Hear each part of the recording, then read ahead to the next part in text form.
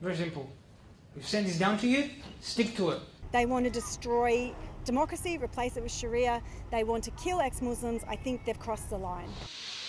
At Bankstown Public Library in Western Sydney on Saturday, a leader of the fundamentalist Islamist group Hijb-Ut-Tahrir made this confronting declaration. Do you want to kill ex-Muslims? In Islam, it's clear that apostates do attract capital punishment, and we don't shy away from that. Hijb-Ut-Tahrir has a draft constitution it wants adopted in Australia.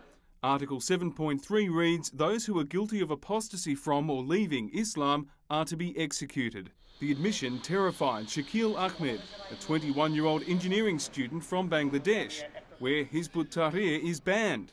But its followers still attack and kill those who leave Islam. The main reason that I left my own country was I was worried about my own safety. And now that I've come over here, I know that they're the same people, they're already over here, and they want me dead as well. He is a former Muslim, and he was at Saturday's meeting. There were kids as old as, I guess, 5 or 6.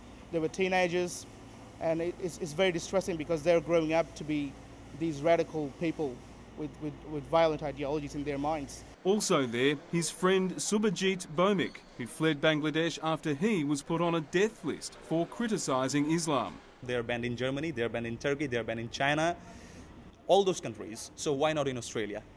Because they are dangerous. Earlier during his speech, Uthman Badar told his audience they should embrace Islamic principles, including jihad and Sharia law, and promote them rather than be defensive.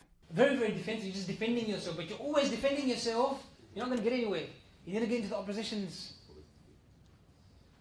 half to have a chance at scoring a goal. Hijb-Ut-Tahrir has for years held public rallies in Western Sydney, Melbourne and other capitals calling for the overthrow of democracy and the instatement of Sharia law. In 2013, their leadership mocked the government's threat to ban them. Hijb-Ut-Tahrir does not have a license to function as a political party in this country, so its license cannot be withdrawn. It does not possess commercial interests, so it cannot be threatened commercially. Hijb-Ut-Tahrir is a party of ideas. Is Tony Abbott suggesting that he's willing to ban ideas? Another former Muslim, Sabina Mozaffar, left Pakistan to escape this kind of hate speech. These people, they're making a willing choice to leave a religion that they don't agree in. I made that choice 3 years ago, and for that you're going to kill me. She made the decision to leave, she says, because of how women are treated in Islam. No matter how many people try to defend that Islam is not a misogynistic religion, it's clearly written in front of the words of the book. I've read the Quran, read its translation. It's not something I support at all. There's no excuse in democracies to be even suggesting this is a hypothetical possibility. Professor Greg Barton is chair in global Islamic politics at Melbourne's Deakin University. He says Hijb-Ut-Tahrir's time is almost up. In the age of the so-called Islamic State group, we're reaching the point where the arguments in favour of banning a group that acts in the way that Hijb-Ut-Tahrir does are getting stronger. The group was successfully sued last year for gender discrimination.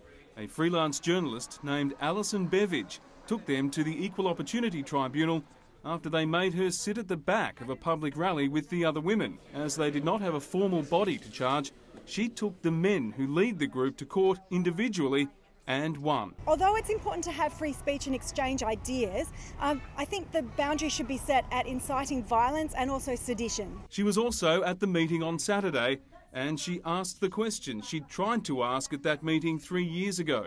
A spokesman for Justice Minister Michael Keenan told us the government condemns language that incites or condones violence, saying that is not free speech.